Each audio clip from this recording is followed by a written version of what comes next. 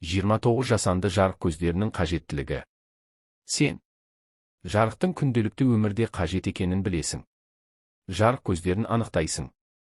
Жарықтандыру, безендіру, белсенді тіршілік ету, қауіпсіз өмір сүру. Кел, ойланайық. Не байқадың? Күнделікті өмірде жарық не үшін қажет? Егер жарық болмаса, не болар еді? Суреттер, көше шамдары, үстел шамы, рефлекторлы киім киген балалар. Балалардың киіміндегі, портфеліндегі жарық шағылыстырғыш не үшін қажет? Білуге тиіс. Жарық адамға қолайлы өмір сүру үшін. Түнгі тіршілік үшін. Жол бойындағы көліктер мен жаяу жүргіншілердің қауіпсіздігі үшін қажет. Жарық көзін дұрыс, үнемді пайдалану керек. Ойланайық.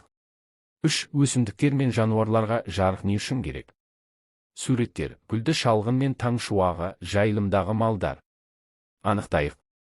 4 ортақ белгілері мен айырмашылығын анықта. Суреттер, жарық түсіп тұрған сынып бөлмесі және кітап оқу бұрышы. Зерттейік.